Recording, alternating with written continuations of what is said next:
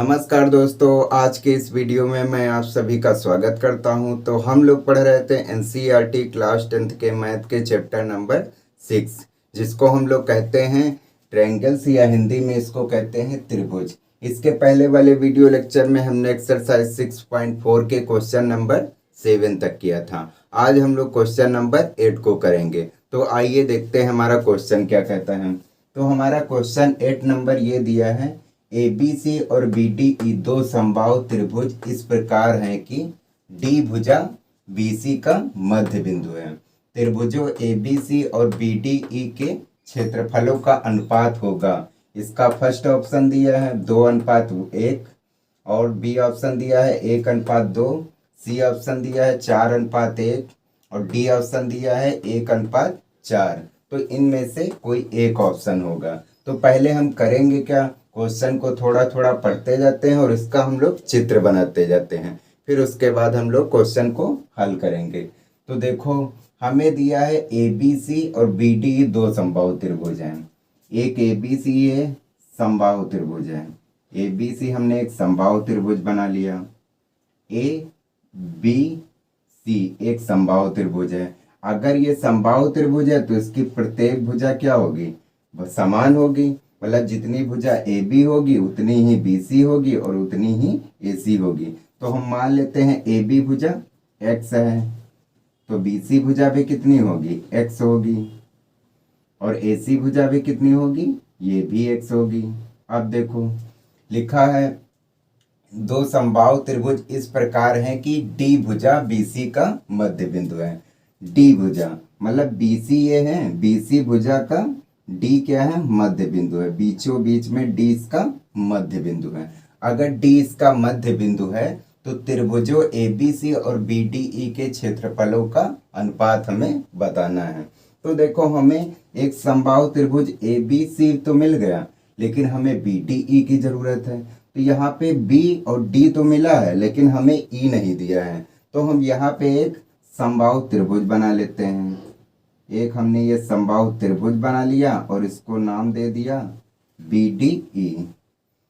तो ये हो गया बी डी ई। तो एक ए बी सी समबाहु त्रिभुज हो गया और एक बी डी ई समबाहु त्रिभुज हो गया। ठीक है, दो समबाहु त्रिभुज हमें मिल गए। अब मान लिया ये पूरी दूरी कितनी है, एक्स है।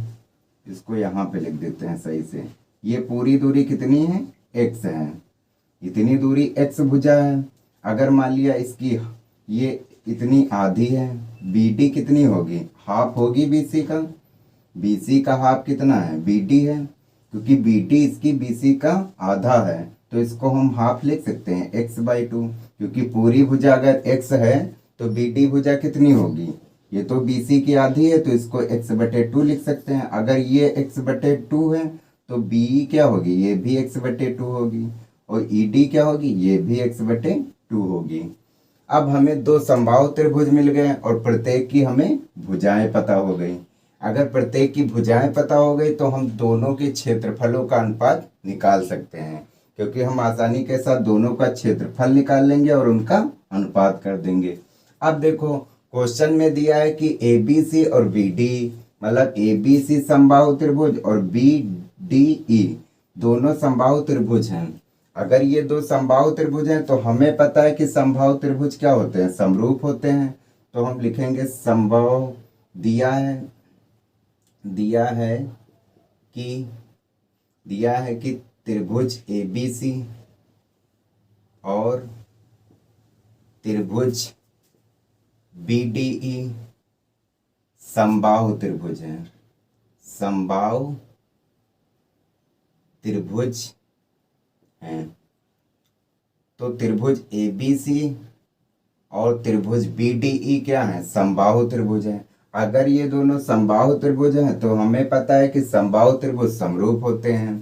तो समरूप होते हैं तो चूंकि त्रिभुज ए बी सी समरूप होगा त्रिभुज बी डी ई के। अब हमारा फार्मूला क्या कहता है, अगर दो त्रिभुज समरूप होते हैं तो उनके क्षेत्रफलों का जो अनुपात होता है उनकी संगत भुजाओं के वर्गों के अनुपात के बराबर होता है। तो हम इनका क्षेत्रफल निकाल सकते हैं अगर दो त्रिभुज समरूप हैं। तो क्षेत्रफल त्रिभुज ए बी सी अपान क्षेत्रफल त्रिभुज BDE। तो इनका क्षेत्रफल क्या हो जाएगा? त्रिभुज ABC की भुजा हम लोग AB ले लेते हैं और त्रिभुज BDE की भुजा हम लोग BE लेते हैं। कोई भी भुजा आप ले सकते हैं, AB भी ले सकते हैं, BC भी ले सकते हैं, AC भी ले सकते हैं, और इस त्रिभुज की भी आप BE लिख सकते हैं, ED भी लिख सकते हैं और BD भी लिख सकते हैं। तो हम क्षेत्रफल त्रिभुज ABC की भुजा हमने AB ले लिया और त्रिभुज BDE की भुजा हमने BE ले लिया और दोनों का स्क्वायर कर दिया, क्योंकि हमारा फार्मूला ये कहता है कि अगर दो त्रिभुज समरूप हैं तो उनके क्षेत्रफलों का जो अनुपात होता है उनकी संगत भुजाओं के वर्गों के अनुपात के बराबर होता है। तो देखो AB भुजा हमारी कितनी है? x है, तो x रख देते हैं, और BE भुजा हमारी कितनी है? x/2 है, मतलब BC का हाफ है, तो ये हो जाएगा x/2। x से x कैंसिल हो जाएगा तो 2 ऊपर चला जाएगा, तो ये 2/1 हो जाएगा, और इसका हमने स्क्वायर कर दिया। अब 2 का स्क्वायर खोलोगे तो ये 4 आ जाएगा और नीचे 1 आ जाएगा। तो ये आपका आ गया क्षेत्रफल त्रिभुज ABC अपान क्षेत्रफल त्रिभुज BDE। अब अगर इसे हमें अनुपात में लिखना है तो अनुपात में लिख देते हैं। तो क्षेत्रफल त्रिभुज ABC अनुपात क्षेत्रफल त्रिभुज BDE बराबर किसके होगा? 4:1 के। तो यही हमें निकालना था। हमें क्षेत्रफल त्रिभुज मतलब त्रिभुज ABC और BDE के क्षेत्रफलों का अनुपात निकालना था, तो हमने निकाल दिया। क्षेत्रफल त्रिभुज ABC का अनुपात क्षेत्रफल त्रिभुज BDE के साथ क्या हो जाएगा? 4:1। तो इसका हमारा ऑप्शन नंबर C सही होगा। तो ये ऑप्शन नंबर आपका C सही है।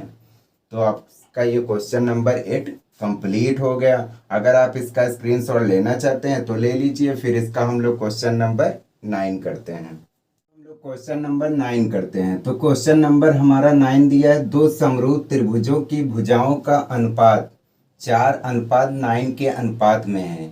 इस त्रिभुज के क्षेत्रफलों का अनुपात क्या होगा, हमें ये बताना है। इसका ऑप्शन नंबर ए दिया है हमें 2:3, और ऑप्शन नंबर बी दिया है 4:9, ऑप्शन नंबर सी दिया है 81:16, और ऑप्शन नंबर डी दिया है 16:81। तो हमें दिया है दो समरूप त्रिभुज हैं। तो हमें पहले से पता है अगर कोई दो समरूप त्रिभुज हैं, तो मान लिया अगर दो समरूप त्रिभुज हैं और उनका हमें भुजाओं का अनुपात दिया है, तो अगर दो समरूप त्रिभुज हैं तो हमें हमारा फार्मूला क्या कहता है कि अगर मान लिया कोई, हम मान लेते हैं कि अगर दो समरूप त्रिभुज ABC हैं और एक समरूप त्रिभुज PQR है।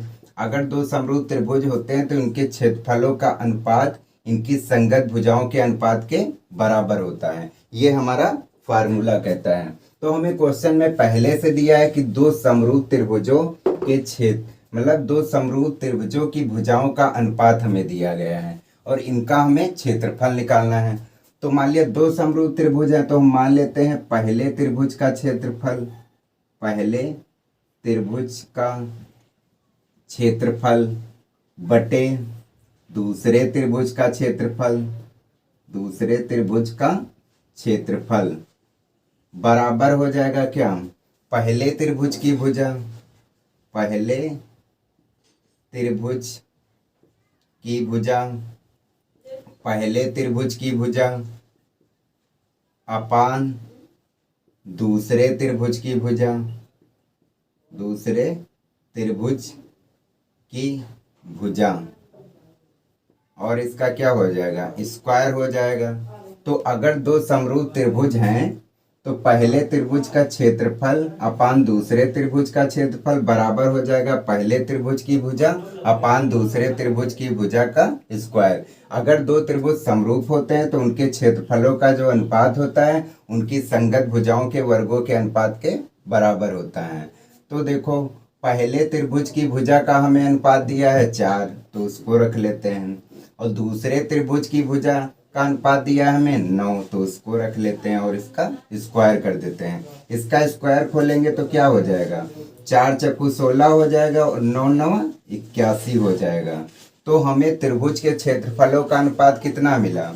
16:81 मिला। तो हम लिख सकते हैं अतः त्रिभुज के क्षेत्रफलों का अनुपात, त्रिभुज के क्षेत्रफलों का अनुपात जो होएगा क्या हो जाएगा, क्षेत्रफलों का अनुपात 16:81 हो जाएगा।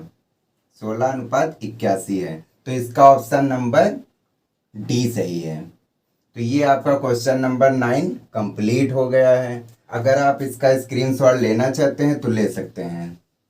तो आज ये आपकी एक्सरसाइज 6.4 समाप्त होती है, क्योंकि इसमें क्वेश्चन नंबर 9 तक ही दिए थे। तो ये आज ये एक्सरसाइज 6.4 आपकी समाप्त हो गई। अगर आपको ये वीडियो अच्छा लगता है तो हमारे चैनल को सब्सक्राइब करें, लाइक करें, शेयर करें। और आपको किसी प्रकार की कोई प्रॉब्लम आती है तो हमें कमेंट बॉक्स पर लिखकर अवश्य बताएंगे। फिर मिलेंगे नेक्स्ट वीडियो में एक अगली एक्सरसाइज के साथ। तब तक के लिए जय हिंद, जय भारत।